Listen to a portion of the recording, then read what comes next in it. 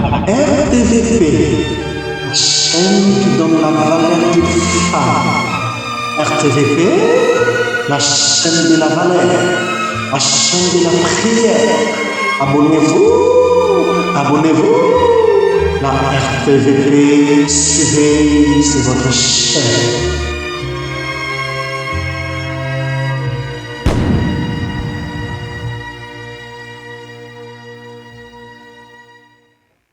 Shalom, shalom à toutes les femmes de valeur, shalom à toutes les femmes bien-aimées du Seigneur, aux filles bien-aimées du Seigneur, shalom à vous les femmes de valeur, shalom encore une fois de plus parce que la paix surpasse tout et la paix est très importante. Quand vous n'avez pas la paix, vous ne pouvez rien faire. Bien que tu peux avoir l'argent, tu peux tout avoir, mais si tu n'as pas la paix, tu ne sauras quoi faire avec l'argent que tu as. Et la paix qui surpasse toute intelligence, c'est la paix qui nous vient du Seigneur. Que la paix du Seigneur soit avec vous. Et aujourd'hui, nous sommes là encore avec dans notre émission et nous avons quelques numéros à vous présenter aujourd'hui, quelques sujets bien sûr. Et nous profitons de la même occasion pour saluer toutes les femmes des valeurs de l'équipe de l'intercession. Là-bas, nous prions. Là-bas, nous prions. Les femmes des valeurs prient. Et elles sont sérieuses avec la prière. Nous saluons toutes les femmes des valeurs. Merci que le Seigneur vous bénisse pour votre assiduité dans la prière. Et vous êtes vraiment sérieuses dans la prière lorsqu'il s'agit de prier. Vous priez. Et nous profitons à la même occasion pour présenter nos condoléances à l'une des femmes de valeur, notre maman Esther, que le Seigneur vraiment vous console, toi qui as perdu ta mère, une mère, c'est une mère. Donc on n'a jamais remplacé sa mère. Donc cette mère qui t'a porté 9 mois et qui t'a élevé, tu gardes vraiment des bons souvenirs venant de cette maman et le Seigneur a décidé qu'elle retourne à la maison, que la gloire revienne à notre Dieu et nous vous présentons nos sincères condoléances, maman Esther.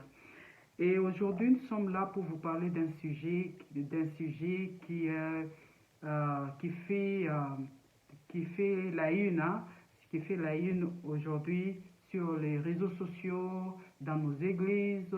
Et comme vous le savez, nous ici sur cette chaîne, nous parlons de la femme, nous parlons de la prière. Et cette prière est donnée. Donc nous encourageons les femmes à prier. Mais nous parlons aussi de ce qui se passe dans l'église, corps de Christ. Alors aujourd'hui, on avait pris un sujet que le Seigneur nous a mis à cœur. C'est les combats spirituels. Les combats spirituels. C'est tout le monde qui combat. C'est tout le monde qui combat aujourd'hui et c'est tout le monde qui fait le sport de combattre les démons, de combattre les diables. Et aujourd'hui, nous avons pris ce sujet pour essayer un peu d'en parler, de voir est-ce que vraiment nous faisons ce que le Seigneur nous demande dans sa parole. Est-ce que les combats spirituels est donné à tout le monde? Donc, c'est-à-dire que les combats spirituels, est-ce que nous les menons comme le Seigneur le veut? Donc, c'est comme ça qu'on voulait aujourd'hui vous parler de ça. On voulait un peu voir ensemble les combats spirituels. C'est quoi les combats spirituels? Est-ce que nous le faisons tel que la Bible nous les demande ou bien on les fait d'une manière charnelle? Aujourd'hui, c'est tout le monde qui combat. Et comme vous le savez, quand on nous parle du combat, et nous voyons deux camps qui luttent ensemble. Alors j'avais pris une définition dans les dictionnaires pour essayer un peu de voir quand on parle des combats, c'est quoi les combats? Et les dictionnaires nous disent que les combats, c'est l'action de deux ou de plusieurs adversaires armés, de deux armées qui se battent. Alors quand nous regardons, il y a les mots similaires au combat, c'est bataille. Et dans le sens figuré et littéraire. Donc c'est lutter, lutte, opposition, un combat d'esprit. Lutte de l'homme contre les obstacles, les difficultés. Exemple, la vie est un combat. Donc, aujourd'hui, nous allons parler du combat. Et quand nous parlons ici, nous parlerons du combat spirituel parce que aujourd'hui, c'est tout le monde qui combat. C'est tout le monde qui combat son ennemi, c'est tout le monde qui combat ses parents, c'est tout le monde qui combat. Alors, nous allons essayer un peu de parler du combat et voir un peu. Premièrement, j'allais dire que lorsqu'on parle du combat, nous voyons que dans chaque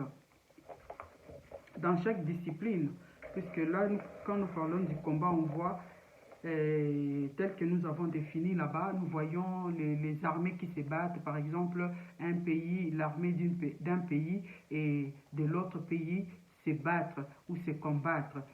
Alors, lorsque nous parlons du combat, nous voyons aussi des règles dans ce combat. Nous voyons des règles que dans chaque discipline, nous voyons, il y a des règles. Il y a des règles à suivre, il y a des règles qu'on respecte avant dans les combats, dans des disciplines. Par exemple, nous avons là, pour cadrer vraiment le sujet, nous avons pris le boxe.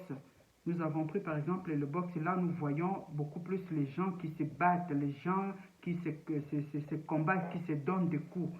Alors, nous voyons que dans les boxes, j'ai voulu prendre quelques règles que le boxeur ou cette discipline utilise.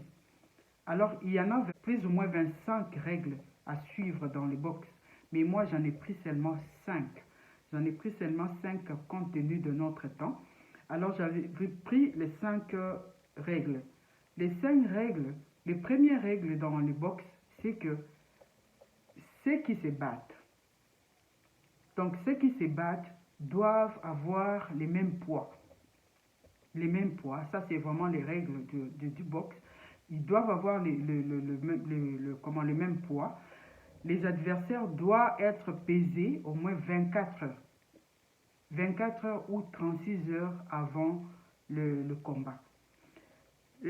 Troisième règle, c'est que lorsque le compétiteur est en surpoids, ou bien il a un poids là en baisse par rapport à l'autre, donc il doit faire un effort soit d'atteindre le poids qui a été fixé, d'atteindre donc d'avoir le même poids que l'autre, ou soit donc, et aussi il doit être pesé avant la compétition parce que ils sont pesés une fois, donc avant le combat. Alors, la quatrième règle, c'est dans toutes les compétitions, le nombre de rounds ne peut pas excéder 12 rounds, ni être inférieur. Donc, à 8 minutes de boxe réelle. Donc, ça ne peut pas être, ça peut pas dépasser les 12 rounds ou être inférieur à 8 minutes de boxe réelle. Donc, la cinquième règle, c'est tous les combats se déroulent sur un ring à 4 cordes d'au moins 16 pieds et d'au moins 20 pieds carrés. Donc, toutes ces règles-là doivent être respectées. Donc, on ne peut pas faire le contraire de ce que les boxe comme discipline demande ou a été, a été fixé. Donc, tout doit être régularisé. Tout doit suivre les règles du combat. Et nous voyons dans toutes les disciplines aussi. On fixe des règles. On fixe des règles pour bien faire ou bien pour bien combattre. Et quand tu violes les règles, tu es en dehors de ce qui a été placé, donc tu seras discipliné.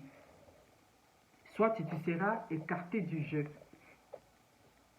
Donc, dans la parole de Dieu aussi, il y a des règles à suivre pour bien combattre. Il y a des règles à suivre. Donc, tu dois respecter la parole de Dieu, tu dois respecter les règles établies par Dieu pour bien combattre, pour bien mener ton combat. Comme on a dit, je venais de lire là, que la vie est un combat. Et vous verrez que les gens se donnent de la peine, ou les gens travaillent, même les règles de la vie sont là pour arriver à tel endroit, bien à tel point, tu dois suivre les règles. Tu dois suivre les règles. Et nous savons que dans la vie, il y a plusieurs personnes qui enfreignent aussi les règles. Et à la fin, bien que apparemment tu peux voir, il n'a pas suivi les règles, mais il réussit dans sa vie, mais tu verras que par après, tu verras les conséquences d'enfreindre aussi les règles de la vie. Et aujourd'hui, c'est tout le monde qui combat. Nous voyons dans nos églises, nous voyons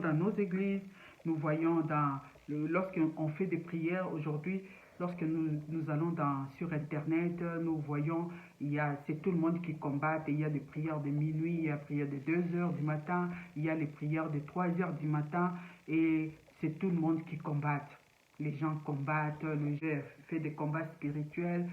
C'est vrai, dans notre vie spirituelle, nous luttons aussi. Nous luttons parce que lorsque nous recevons Jésus-Christ comme Seigneur et Sauveur, nous devons lutter toute notre vie. Nous devons lutter pour mener une vie spirituelle correcte. Nous devons lutter pour maintenir notre communication avec le Seigneur ou notre communion avec le Seigneur. Nous devons lutter pour vivre une vie chrétienne saine. Nous devons lutter et nous luttons tous les jours. Nous luttons contre les péchés. Nous luttons. Il y a des temps où nous sentons vraiment que notre corps veut que nous fassions ceci et notre esprit ne nous autorise pas à faire ce que notre corps nous demande. C'est déjà un combat que nous menons tous les jours. Parce que comme la Bible nous dit que la chair a le désir contraire à l'esprit.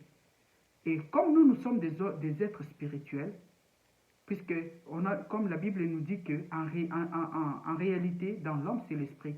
Comme nous sommes des êtres spirituels, nous luttons tous les jours à faire du bien, à satisfaire notre Dieu dans notre esprit.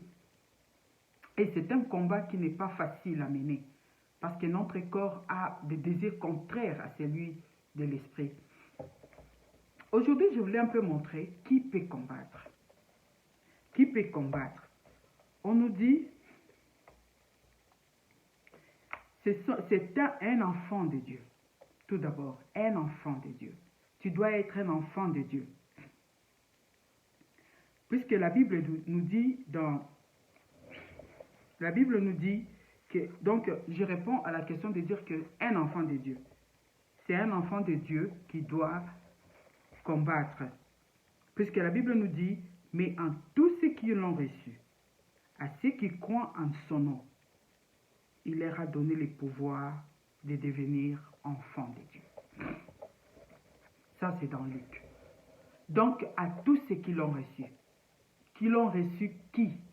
À tous ceux qui ont reçu Jésus-Christ. À tous ceux qui croient en Jésus-Christ, Dieu leur a donné le pouvoir de devenir enfants de Dieu. Alors, si tu es un enfant de Dieu, c'est toi qui dois combattre. Alors, la première des choses, la première des questions que tu dois te poser, c'est est-ce que tu es réellement un enfant de Dieu? Est-ce que vraiment tu crois en Jésus-Christ? Ou bien tu combats parce que les autres combattent? Ou bien tu fais cette prière parce que les autres le font? Tu dois tout d'abord en être sûr que tu as reçu le Seigneur Jésus-Christ comme Seigneur et Sauveur. Et tu crois en son nom. Vous savez, aujourd'hui, ce n'est pas mon sujet, mais je dirais qu'aujourd'hui, on nous parle de Jésus. Et c'est tout le monde qui cite le nom de Jésus. Et quand les enfants de Dieu entendent seulement parler de Jésus, ils se donnent corps et âme. Mais nous devons savoir, comme je l'ai dit tantôt, ce n'est pas mon sujet d'aujourd'hui, mais peut-être le Seigneur nous donnera du temps pour parler de ce sujet aussi. Parce qu'on entend parler de Jésus, de Jésus, de Jésus partout. Et le nom de Jésus, nous devons savoir, le nom de Jésus, c'est un nom terrestre qui lui a été donné. Un nom terrestre. Mais le Christ, c'est le nom céleste. Le nom céleste, c'est le nom spirituel que Dieu a donné à notre Maître. C'est un sujet que nous allons développer. Puisqu'aujourd'hui, on nous parle de Jésus.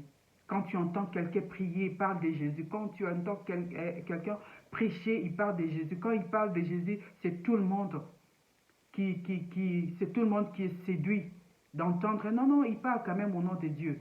Vous allez chez un féticheur, vous trouvez la Bible et il vous parle de Jésus. Et vous êtes séduit parce qu'il vous a parlé de Jésus, parce qu'il a cité le nom de Jésus. Mais sachez que dans les temps, quand vous lisez dans les actes, vous verrez que même les apôtres ont eu affaire à un bar Jésus. C'est un nom que quelqu'un peut porter. Aujourd'hui, tu peux enfanter ton enfant et lui donner aussi le nom de Jésus. Mais le nom de Christ, quand il s'agit de Jésus-Christ, quand il s'agit de la parole de Dieu, il y a une puissance qui accompagne ces noms. C'est comme ça qu'on vous dira que dans les ténèbres, dans les mondes des ténèbres, ils ne peuvent pas supporter ces noms-là. Parce que le nom de Jésus-Christ est accompagné d'une puissance. Mais n'importe qui peut prendre ce nom de Jésus. Et n'importe qui peut prendre aussi le nom de Christ par complaisance pour dire que non, bon, moi je suis Christ. Comme la Bible nous dit qu'ils viendront. Il viendra plusieurs au nom de Jésus, au nom de Christ. Mais ils ne seront pas de Christ. Mais lorsqu'un enfant de Dieu est rempli du Saint-Esprit, lorsqu'il prononce le nom de Jésus, quand il parle de Jésus-Christ, ce nom-là en lui est une puissance qui sort. Et vous allez expérimenter, mais lorsque on prie pour quelqu'un, on parle au nom de Jésus, un enfant de Dieu, un enfant de Dieu qui vit dans la sanctification, un enfant de Dieu qui vit dans la crainte de Dieu, ces noms-là dans sa bouche, ces noms-là qui sortent de son cœur, est une puissance pour ceux qui l'entendent. Alors on nous dit que là, là où j'ai parlé des enfants de Dieu, donc vous allez lire dans Luc au chapitre 10, 19 à 21. Donc, quelles sont les armes? Quelles sont les armes spirituelles? Quelles sont les armes? Et là où nous allons lire dans Éphésiens. Et ce texte ici de base, c'est dans Éphésiens 6, 12. Lorsque vous lisez là-bas, vous allez voir, on nous parle des armes spirituelles.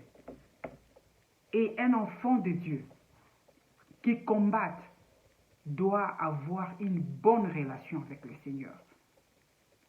Et moi je dis, je vois les gens faire, la Bible nous dit lorsque vous lisez ces passages, vous verrez que nous n'avons pas à lutter contre la chair et le sang. Nous n'avons pas à lutter contre la chair et le sang. Mais nous luttons contre les esprits. Nous luttons contre les dominations. Et je vais les lire parce que, comme vous le savez, moi je ne lis jamais la parole de Dieu. Les femmes de valeur, vous le savez. Mais je vous lis cette partie pour que vous compreniez. La Bible nous dit dans Éphésiens 6, 12 que « Car nous n'avons pas à lutter contre la chair et le sang, mais contre les dominations, contre les autorités, contre les princes de ce monde des ténèbres, contre les esprits méchants dans les lieux célestes. » Nous n'avons pas à lutter contre la chair et le sang. C'est-à-dire que notre combat que nous menons, ce n'est pas un combat charnel. Ce n'est pas un combat de ma coffre. Ce n'est pas un combat que tu te lèves aujourd'hui, tu te mets comme je le vois sur les réseaux sociaux, les gens utilisaient leurs mains. Ils utilisent leurs poings pour combattre l'ennemi. On n'a pas à combattre contre la chair et le sang. Donc, ce combat-là que nous menons n'est pas un combat physique. N'est pas tout d'abord un combat physique. Là où tu dois utiliser la force physique, là où tu dois utiliser tes poings, là où tu dois utiliser tes pieds, tes coups de pied, donner des coups de pied, donner des coups de poing. Mais ce combat-là est tout d'abord spirituel. C'est un être spirituel qui doit combattre. Parce qu'on ne combat pas les choses qu'on voit. Aujourd'hui, nous voyons les gens combattre les sorciers. Vous luttez contre les sorciers.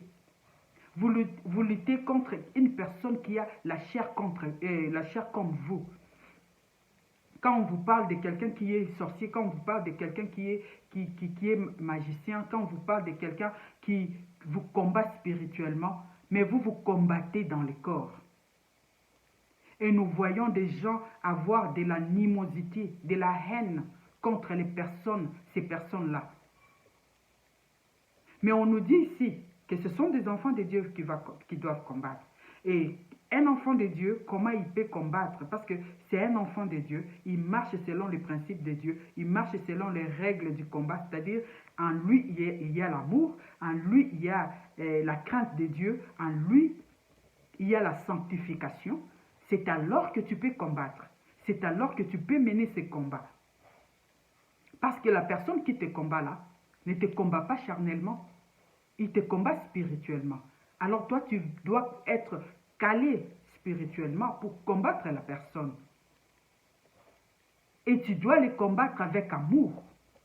Et si tu as l'amour, c'est ce qui est très important. Si tu as la patience en toi, si tu as la sanctification en toi, c'est alors que tu peux combattre. Comment tu peux combattre, toi qui combats, toi qui fais les combats spirituels, mais tu vis dans les péchés, après avoir combattu, après avoir chassé. Vous croyez que le diable a peur de vous parce que vous criez? Vous croyez que les démons ont peur de vous parce que vous utilisez vos poings?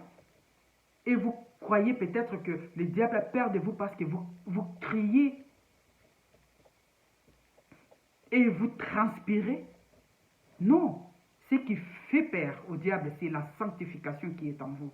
Ce qui fait peur au diable, c'est la vie, la communion spirituelle, la crainte de Dieu qui est en vous, la communion avec le Seigneur. C'est ce qui fait votre force. D'emblée, ce n'est pas vous qui combattez, c'est Jésus-Christ qui combat à votre place. Et le diable aura peur de la sanctification. Souvenez-vous qu'il n'a même pas eu peur de notre Seigneur Jésus-Christ, alors qu'il était en jeûne, alors qu'il jeûnait pendant 40 jours et 40 nuits. Après avoir jeûné, il est venu les tenter. Mais ce qui a fait fuir les diables, c'est la sanctification. Jésus-Christ lui-même incarnait la sanctification, la perfection qui était en Jésus-Christ. C'est ce qui a fait peur. C'est ce qui a fait peur au diable, puisqu'il connaît aussi la parole de Dieu. Ne t'étonne pas si tu te rendais dans une maison de féticheurs et que tu trouvais aussi la Bible. Et je sais qu'il y a certaines personnes, lorsqu'ils ont peur, ils prennent même la Bible, ils mettent au chevet de leur lit pour que les mauvaises choses n'arrivent pas, pour que qu'ils ne fassent pas les mauvais rêves qu'on sort. Mais ce n'est pas le fait de mettre la Bible au chevet de son lit qui fait peur au diable, non. C'est la sanctification qui est en toi. C'est la communion parfaite que tu as avec le Seigneur dans la sanctification, dans l'obéissance de la parole de Dieu qui fait peur au diable. Et lorsque tu ouvres la bouche, il y aura du feu qui sortira de ta bouche, parce que la parole de Dieu qui est en toi est la puissance de Dieu. Et nous voyons quelles sont les armes spirituelles. Lorsque nous lisons dans Éphésiens 6, nous voyons le Seigneur nous parle même des armes spirituelles à utiliser. On nous parle là de la vérité. La Bible nous dit dans 13, « C'est pourquoi prenez toutes les armes de Dieu afin de pouvoir résister dans les mauvais jours et tenir ferme après avoir tout surmonté. Tenez donc ferme, ayez à vos reins la vérité pour ceinture, revêtez la cuirasse de la justice. » Ayez la vérité pour ceinture.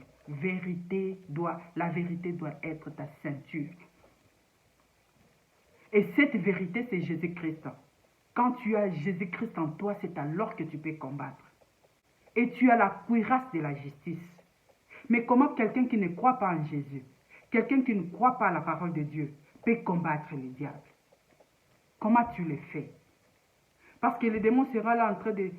Bien aimé, vous savez, des fois je dis, si le Seigneur nous ouvrait les yeux pour voir les démons, tu n'auras même pas la force de crier. Tu n'auras même pas la force de faire la prière, de chasser là, et d'utiliser tes poings pour te battre. Mais cette force-là nous vient parce que nous avons la puissance de Dieu en nous, nous avons Jésus-Christ en nous. Et quand tu as Jésus-Christ en nous, en toi, comme vérité, c'est alors que tu peux combattre. C'est alors que tu as la puissance. Parce que quand tu seras en train d'ouvrir ta bouche, la puissance de Dieu, Jésus-Christ lui-même, se tiendra debout pour combattre à ta place. Ayez la vérité. Est-ce que tu as la vérité? Est-ce que tu as la vérité en toi? Et on nous dit, mettre pour chaussures à nos pieds les ailes que donne l'évangile de paix. Donc par là, je peux dire qu'il y a aussi l'évangile de guerre. Mettez pour chaussures les ailes que donne l'évangile. Lorsque tu écoutes la parole de Dieu, est-ce que tu es zélé à exécuter ce que le Seigneur te demande? Est-ce que tu es prompt à mettre en pratique la parole de Dieu que tu écoutes? Est-ce que tu es zélé de pratiquer? Ce n'est pas seulement le fait d'écouter qui est important. Le fait de mettre aussi en pratique la parole de Dieu. C'est ce qui est très important. Est-ce que tu mets en pratique la parole de Dieu? Tu as ces ailes-là de mettre la parole de Dieu en pratique. C'est alors que tu peux faire le combat spirituel. Prenez par-dessus tout cela les boucliers de la foi, avec lesquels vous pourriez éteindre tous les traits afflammés du malin. On dit dans tout ce que nous venons de citer là, de prendre aussi par-dessus tout, lorsque vous avez la foi, et lorsque vous avez la vérité comme ceinture, vous avez la cuirasse de la paix, vous avez les ailes de l'évangile, de la parole de Dieu, par-dessus tout, vous devez avoir la foi. Donc la foi en Dieu, la foi dans cette parole, dans l'évangile que vous écoutez. Vous devez avoir la foi. Et cette foi-là fera en sorte que tous les traits de l'ennemi soient éteints. Donc lorsque vous écoutez la parole de Dieu, vous croyez à cette parole. C'est ce qui fera la force. C'est ce qui fera en sorte que l'ennemi se décourage de vous attaquer. Et nous voyons des gens qui ont cru dans la parole de Dieu. Et il y a plusieurs exemples dans le Nouveau Testament. Nous avons vu une femme qui avait la perte du sang. Elle a utilisé sa foi pour aller toucher Jésus-Christ. Et ce n'était pas écrit dans la parole de Dieu, mais elle a utilisé sa propre foi pour aller. Elle s'est dit que si elle touchait, elle sera guérie. Donc le diable ne pouvait rien contre elle. Le diable ne pouvait pas la faire reculer parce qu'elle a utilisé sa foi. La foi, elle s'est dit, on m'a dit que Jésus-Christ fait ceci, on m'a dit que Dieu fait cela. Seigneur, ta parole dit, et cette parole a créé la foi en elle. C'est cette foi-là qui a fait en sorte que cette femme soit guérie de sa maladie. Et nous avons beaucoup d'exemples dans la Bible de ceux-là qui ont utilisé leur foi. Et la foi, c'est quelque chose qui affaiblit notre ennemi. Parce que lorsque tu crois à la parole de Dieu, tu t'y attaches à cette parole. Tu crois à ce que le Seigneur t'a dit. Et lorsque tu utilises la parole de Dieu, moi je dirais à un langage là vulgaire que lorsque tu crois en Dieu, tu mets Dieu devant sa parole, tu le mets entre les murs. Parce que quand tu dis au Seigneur, Seigneur, ta parole dit, et tu crois en cette parole, tu crois en ce que le Seigneur t'avait dit. Seigneur, toi tu m'avais dit. Et tu le mets contre le mur parce qu'il sera obligé d'exécuter parce que c'est sa parole. Comme il a dit qu'il a toujours été derrière sa parole pour l'accomplir. Et la Bible nous dit de prendre aussi le casque du salut et l'épée de l'esprit qui est la parole de Dieu. La parole de Dieu est notre épée. Comme je venais de le dire là, pour ces gens-là qui mettent la Bible au chevet de leur lit. Mais peut-être ils ne connaissent même pas la parole. Ce n'est pas cette parole-là, ce n'est pas la Bible qui est, c'est la parole de Dieu. Mais une parole de Dieu, la parole de Dieu qui doit être pratiquée et qui doit être crue. Tu dois croire en cette parole pour que cette parole-là devienne une puissance, devienne la puissance de Dieu. Il faut que tu la pratiques, il faut que tu croies d'abord dans cette parole. C'est alors que cette parole deviendra une puissance pour toi et contre l'ennemi. L'épée de l'esprit, c'est la parole. C'est la parole de Dieu qui va t'aider lorsque tu vas exercer ton combat. C'est cette parole. Et je vois des gens qui ne connaissent même pas la parole de Dieu. Bien-aimés, lorsque nous prions par rapport à ce que nous connaissons. Et la Bible nous dit que la foi vient de ce qu'on entend. Ce qu'on entend vient de la parole de Dieu. Nous exerçons les combats par rapport à ce que nous connaissons. Même lorsque nous prions par rapport à ce que nous connaissons. Tu dois prier par rapport à la parole de Dieu que tu connais. C'est alors que tu diras à Dieu que Seigneur, tu m'avais dit. Seigneur, ta parole a dit ceci. Ta parole dit ceci. Et alors que, lorsque tu seras en train de montrer à Dieu, de rappeler à Dieu sa parole, c'est comme ça que cette parole deviendra une puissance. Rappelez-vous tel que je venais de dire, Jésus-Christ a été tenté par la parole de Dieu. Et le diable n'a pas eu peur de lui. Mais comment Jésus-Christ a vaincu lui-même et la parole? Il a utilisé, il est écrit. Et le diable a dit qu'il est écrit. Donc pour vous dire que dans vos églises là que vous allez, dans les maisons de féticheurs que vous allez, vous trouvez aussi la Bible. Et c'est ce qui met les enfants de Dieu dans la confusion. Et si tu n'es pas enfant de Dieu, si tu n'as pas l'esprit de Dieu, tu ne peux pas distinguer les biens du mal. C'est-à-dire que tu ne peux pas distinguer une église vraie, ou bien une vraie église et des maisons de charlatans. Parce que comme moi je le dis toujours, vous ne verrez plus de maisons de charlatans. Mais lorsque vous allez, c'est tout le monde qui est prophète, c'est tout le monde qui lit la Bible, c'est tout le monde qui utilise la parole de Dieu. Avant de te guérir là, avant de te laver là, avant de te oindre de l'huile, on utilise cette parole-là. Cette parole-là qui n'a rien à voir avec la parole de Dieu. Mais tu verras que c'est une Bible. C'est la Bible. Et aujourd'hui, comme vous le savez, dans le monde, il y a une star qui a sorti sa Bible à lui. Et il célèbre aussi, il fait des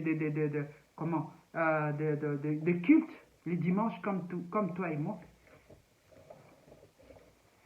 C'est pourquoi les cultes n'est pas seulement les dimanches.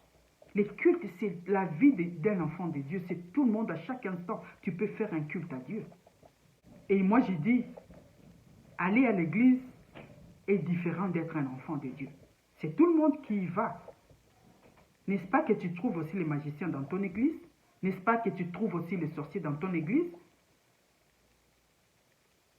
Être un enfant de Dieu, c'est la vie de chaque instant, de chaque minute. Et les combats spirituels, on dit bien les combats spirituels. Donc, doit se combattre spirituellement. Donc, tu dois être calé spirituellement pour faire ces combats. Tu termines à combattre, tu termines à faire des prières de chasser, de tuer, de renverser, de faire ceci. Tu rentres dans les péchés, tu rentres dans les mal. Et des fois, comme je l'ai dit, le diable nous regarde et sourit. Et les démons nous regardent et sourient. Il dit, mais toi, qu'est-ce que tu fais parce que tu es en moi? Donc, le combat spirituel doit être fait par ceux-là qui sont spirituels, ceux-là qui marchent avec le Seigneur, ceux-là qui craignent Dieu. Bref, aux enfants de Dieu, aux vrais enfants de Dieu. Et pour finir, la Bible nous dit, faites en tout temps par l'Esprit toutes sortes de prières et de supplications. Veillez à cela avec une entière persévérance. Faites en tout temps. Par l'Esprit, toutes sortes de prières et de supplications. On précise bien par l'Esprit. Non d'une manière charnelle. Vous savez, je me souviens une fois, lorsque nous avons commencé à aller à l'église, on avait des petits enfants qu'on amenait aussi à l'église avec nous. Et lorsqu'on on revenait à la maison, on pouvait voir comment les enfants s'organisaient aussi. Ils organisaient leur culte, ils organisaient leur prière. Donc, ils sont là en train de jouer, ils étaient en train de répéter tout ce que les gens font à l'église. Donc, il y a un enfant qui imite un pasteur, lui est pasteur, les autres là, des membres de l'église, et les enfants priaient en imitant chacun des membres des familles, ou bien chacun des membres de l'église. Celui-là était celui-ci, il était frère tel, il imitait frère tel. Donc, par là, je vais dire, la prière ou les combats ne doivent pas être faits parce que nous, donc charnellement, ne doit pas être la répétition de mots. Vous répétez, vous ne répétez, vous chassez seulement, vous tuez, vous renversez, vous je ne sais pas quoi. Et vous utilisez aussi vos poings pour frapper les démons, frapper ce qui vous dérange. Mais nous devons faire une prière par l'Esprit. Comme il est dit dans Jean. Lorsque vous regardez là-bas la rencontre de Jésus-Christ avec la femme samaritaine, la Bible nous dit que l'heure est venue où Dieu cherche de vrais adorateurs, ceux qui l'adorent en esprit et en vérité. Et ce sont là des adorateurs que le Père recherche. Ils ne sont pas là, ils les recherchent. Ils cherchent des vrais adorateurs. Pas des adorateurs qui utilisent seulement leur corps, mais ils cherchent des adorateurs qui l'adorent, ceux-là qui l'adorent en esprit et en vérité. Et on nous dit de faire toutes sortes de prières par l'esprit. Qu'on fasse des supplications. Il y a des prières de louanges, d'adoration. Il y a des prières là où nous on se lamente devant Dieu. Il y a des prières là où nous demandons à Dieu. Donc, toutes sortes de prières, toutes ces sortes de prières-là, Dieu en a besoin. Il y a un temps d'adorer, il y a un temps de louer le Seigneur, il y a un temps de se lamenter aussi devant Dieu, il y a un temps de demander aussi à Dieu. Et toutes sortes de prières-là doivent se faire par l'Esprit. Les combats spirituels. Bien-aimé, arrête. Il y a d'autres personnes qui reçoivent des coups venant du diable parce que tu n'es pas en règle. Tu ne combats pas selon les règles. C'est comme ça que lorsque tu finis de combattre, on te bat. Lorsque tu finis de combattre, on te retourne des coups. Et les coups qu'on va te retourner là, ça sera très très dur, très dangereux pour toi. Alors nous devons combattre selon les règles. Nous devons combattre dans la sanctification. Nous devons tout d'abord nous donner à celui-là qui nous donne la force. Nous devons croire à celui-là qui nous donne à combattre, qui nous donne la force. Et d'emblée, pour les enfants de Dieu, ils combattent déjà dans la victoire. Parce que Jésus-Christ a combattu pour eux à la croix. Et ils combattent dans la victoire. Et nous devons suivre les règles du combat. Que le Seigneur vous bénisse. Abonnez-vous. Et activez les pouces de j'aime ou de j'aime pas. Et abonnez-vous sur notre chaîne. Partagez aussi les vidéos. Comme j'ai toujours dit, vous devez partager nos vidéos parce que si cela ne vous concerne pas, ça concerne donc les prochains. Donc, dans ton répertoire là, envoie la vidéo pour que cette vidéo bénisse aussi les autres. Pour que les autres aussi sachent comment combattre, comment suivre les règles du combat. Ne partage pas seulement les blagues. Et le Seigneur sait ce qu'il fera de vous lorsque vous partagez. Moi, je ne vous dirai pas que le Seigneur va vous bénir, mais le Seigneur lui-même sait. Mais partageons la parole de Dieu parce que nous avons besoin de nous réconforter, nous avons besoin de nous fortifier les uns les autres tel que dit la parole de Dieu. À bientôt.